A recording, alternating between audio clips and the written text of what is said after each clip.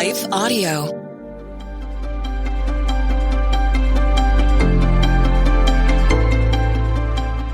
Welcome to the Crosswalk Devotional. We're glad to have you listening with us. Today's topic is about how God has an opportunity to provide for us when we do not have the opportunity to prepare. We'll return with the devotional after a brief message from our sponsors.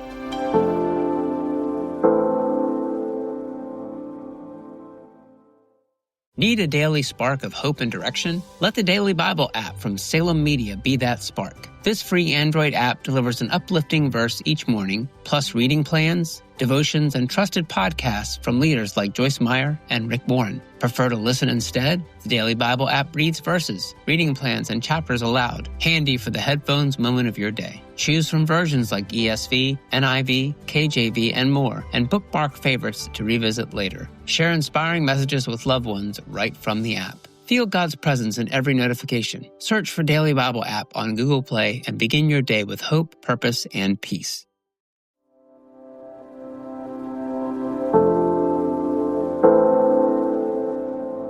God provides when we cannot prepare. Written and read by Deidre Braley. Exodus 12:31-39. During the night, Pharaoh summoned Moses and Aaron and said, "Up, leave my people, you and the Israelites. Go, worship the Lord as you have requested. Take your flocks and herds as you have said, and go. And also bless me." The Egyptians urged the people to hurry and leave the country, for otherwise, they said, "We will all die."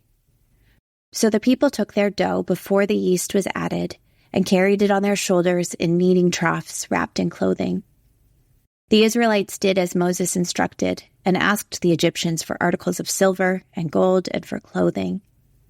The Lord had made the Egyptians favorably disposed toward the people, and they gave them what they asked for. So they plundered the Egyptians. The Israelites journeyed from Ramesses to Succoth. There were about 600,000 men on foot, besides women and children. Many other people went up with them, and also large droves of livestock, both flocks and herds. With the dough the Israelites had brought from Egypt, they baked loaves of unleavened bread. The dough was without yeast because they had been driven out of Egypt and did not have time to prepare food for themselves. Our family recently traveled 300 miles north to spend the holidays at home, where my husband and I both grew up. Though we planned for an extended stay, we didn't sleep well on our first or second night, and on the following morning, my husband woke with a terrible bout of food poisoning. Exhausted, exasperated, and with a terribly achy back, I couldn't imagine being away from home for even another moment. Before the sun had even risen, I announced, "That's it. We need to leave. Today."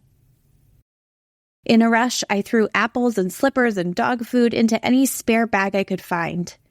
I stuffed dirty clothes back into suitcases and rummaged in the fridge for anything that could qualify as breakfast for the kids. I promised myself we'd all brush our teeth later. And then, with our odds and ends shoved into every spare crevice of the car, we sped off, not even stopping to say goodbye to our family on the way out of town. All day, I felt unsettled. Our luggage was disorganized. We were subsisting on a bag of chocolate-covered espresso beans, and, as I discovered later, 2 out of our 3 kids weren't even wearing socks. Our careful routines, and my sense of any control, had gone out the window, and it was deeply uncomfortable. It made me sympathize with the Israelites, who were pushed out of Egypt in such a hurry that they weren't even finished making the dough for their bread. They swept it up onto their shoulders and lugged it off into the great unknown. They did not have time to prepare provisions for themselves. But their journey was more than just one long day down the interstate. It was 40 years of wandering. 40 years of being unsettled, 40 years of not being in control, and 40 years of having to depend on someone else to provide for them. I think their rapid departure from Egypt was an intentional move on God's part. I believe he wanted to make sure they did not have time to prepare. Not because he wanted them to feel uncomfortable, but because he wanted to show them that he would provide everything they needed for them.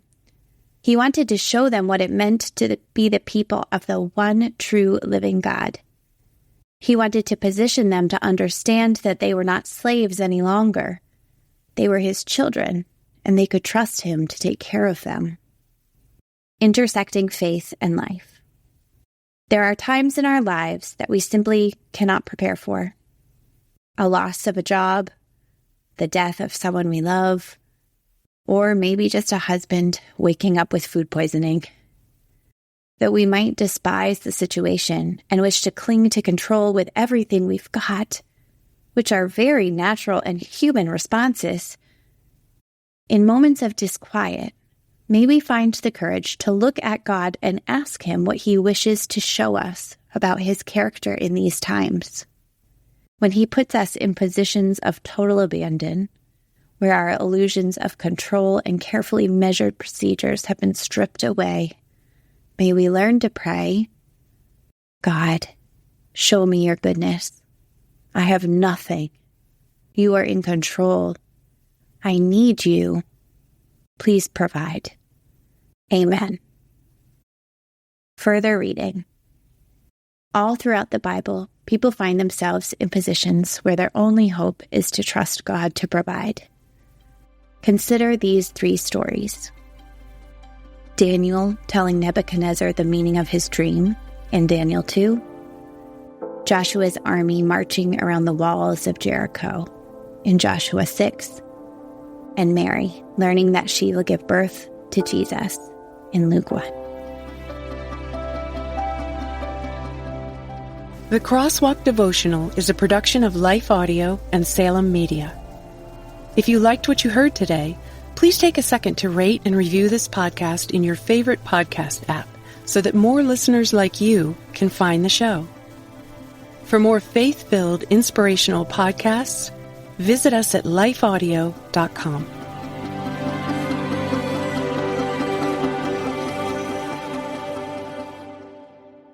Hey there, it's Nicole Eunice, host of the How to Study the Bible podcast, where every single week we join together to encounter God through His Word. You can subscribe at lifeaudio.com.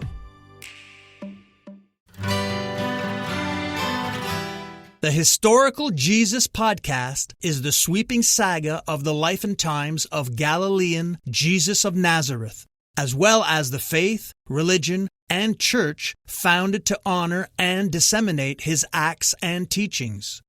Join me, Mark Vinette, on this fascinating journey through time, exploring the many great works of Christian theology, literature, architecture, music, and art inspired by the words and deeds of Jesus Christ.